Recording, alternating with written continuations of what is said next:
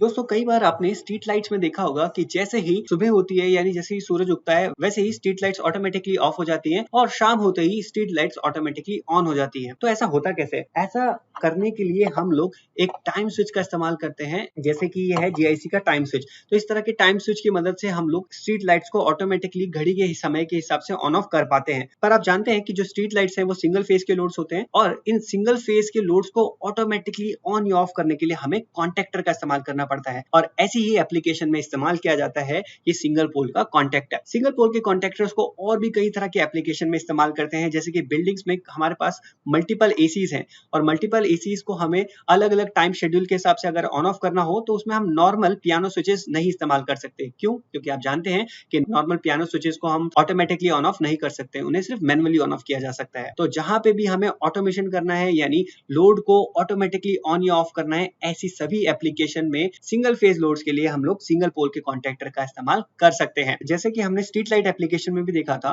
मान लीजिए कि किसी रोड पे 10 स्ट्रीट लाइट्स हैं, राइट? तो हम इन स्ट्रीट लाइट्स की ग्रुपिंग भी कर सकते हैं, जैसे कि 5 स्ट्रीट लाइट्स एक कॉन्टेक्टर से ऑन होंगे और अगले जो 5 स्ट्रीट लाइट्स हैं वो दूसरे किसी कॉन्टेक्टर से ऑन होंगे। तो इस तरह से हम लोग ग्रुपिंग भी कर सकते हैं। तो एक जो सिंगल पोल का कॉन्टेक्टर है ये काफी इंपॉर्टेंट डिवाइस है और इसका इस्तेमाल कई सारी एप्लीकेशन में किया जाता है। तो चलिए अब हम इस सिंगल पोल कॉन्टेक्टर को और ध्यान से समझते हैं और इसके पार्ट्स को आइडेंटिफाई करना सीखते हैं। अब देखेंगे कि सबसे पहले इसका जो पावर टर्मिनल्स है यानी जहां से इलेक्ट्रिसिटी सोर्स से लोड की तरफ फ्लो करती है उसको हम आइडेंटिफाई करते हैं। तो ये इसका पावर टर्मिनल है। तो एक साइड पे आप देखेंगे कि L1 लिखा हुआ है, जबकि दूसरी साइड पे T1 लिखा हुआ है। L1 यानी सप्लाई वाली साइड है और T1 मतलब जिस साइड आप लोड को कनेक्ट करेंगे। तो ये इसका पावर टर्मिनल है। तो चलिए अब इसके कवर को खोल के देखते हैं कि अंदर से किस तरह का दिखता है।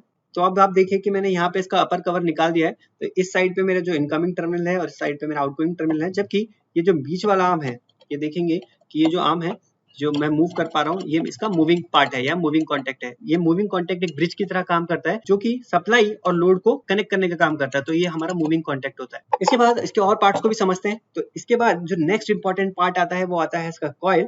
तो हम जैसे जानते हैं कि जो हमारे कॉन्टेक्टर्स होते हैं इसके कॉइल के दो साइड्स होते हैं, A1 और A2।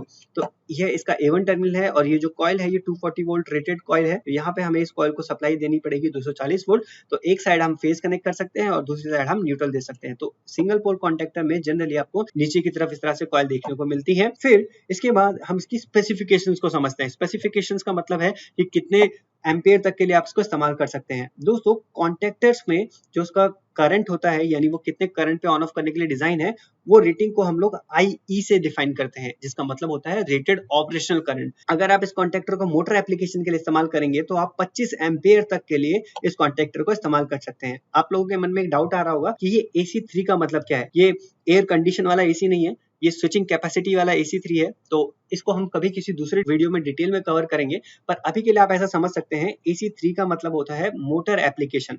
यानी अगर आप इस कॉन्टेक्टर को मोटर की ऑन ऑफ करने के लिए यूज करें तो कितने एम्पेयर तक के लिए आप इसका इस्तेमाल कर सकते हैं। जबकि AC1 का मतलब होता है रेजिस्टिव लोड्स के ऑन ऑफ करने के लिए। तो अगर आप इसको मान लीजिए कि किसी लाइट को ऑन ऑफ करने के लिए या हीटर को ऑन ऑफ करने के लिए इस्तेमाल कर रहे हैं तो आप इसको 63 एम्पेयर तक के लिए यूज कर सकते हैं। और अगर सेम कॉन्टेक्टर मोटर के लिए इस्तेमाल कर रहे हैं तो आप इसको 25 एम्पेयर तक के लिए यूज कर सकते हैं। तो अलग अलग कॉन्टेक्टर्स का ये जो IE रेटिंग है यानी रेटेड ऑपरेशनल करंट है, वो उसके साइज के हिसाब से ये जो रेटिंग होगी वो अलग अलग होगी, राइट? तो हम वो लोड के हिसाब से कॉन्टेक्टर का सिलेक्शन करते हैं कि लोड की रिक्वायरमेंट कितनी है, उसके हिसाब से हम ये रेटेड करंट कॉन्टेक्टर का सिलेक्ट करेंगे। उदाहरण के लिए घर पे भी आप देखेंगे कि एक 6 एम्पेयर का स्विच होता है, एक 16 एम्पेयर का स्विच होता है। 16 एम्पेयर का स्विच हम कहाँ पे यूज करते हैं? पावर एप्लीकेशन के लिए यूज करेंगे। तो ऐसे ही ये जो हमारे कॉन्टेक्टर है अलग अलग करंट रेटिंग के हिसाब से हम अलग अलग रेटिंग का कॉन्टेक्टर इस्तेमाल करते हैं। इसके बाद यहाँ पे आप देखेंगे कि रेटेड वोल्टेज लिखा हुआ है, यानी ये जो टर्मिनल है, टर्मिनल पे अगर आपने 240 वोल्ट दिया हुआ है तो ये जो कॉन्टेक्टर है मैक्सिमम फुल लोड कितना करंट ले सकता है? फुल लोड ये 25 एम्पेयर लेगा। अगेन यहाँ पे 25 एम्पेयर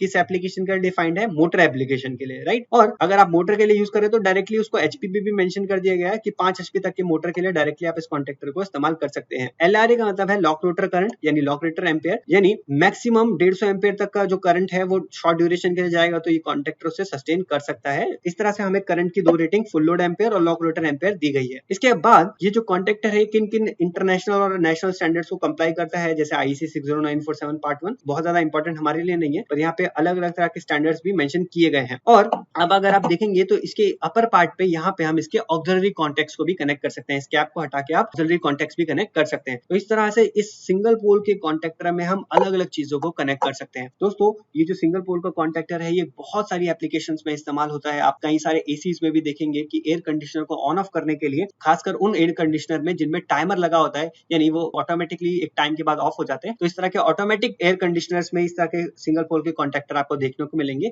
और स्ट्रीट लाइट एप्लीकेशन मैंने जैसे आपको बताया, ग्लो बोर्ड आपने देखा होगा कि दुकानों के बाहर उनके जो नाम के ग्लो बोर्ड्स लगे होते हैं, तो वो सुबह होते ही अपने आप ऑटोमेटिकली ऑफ हो जाते हैं। वो कैसे होते हैं? जैसे मैंने आपको पहले बताया, एक टाइम स्विच लगता है और एक कॉन्टेक्टर लगता है, राइट। तो इस तरह से हम लोग सिंगल पोल के कॉन्टेक्टर का इस्तेमाल कई सारी एप्लीकेशंस में करते हैं। किसी दूसरे वीडियो में हम लोग टाइम स्विच की प्रोग्रामिंग भी सीखेंगे। तो मिलते हैं नेक्स्ट वीडियो में।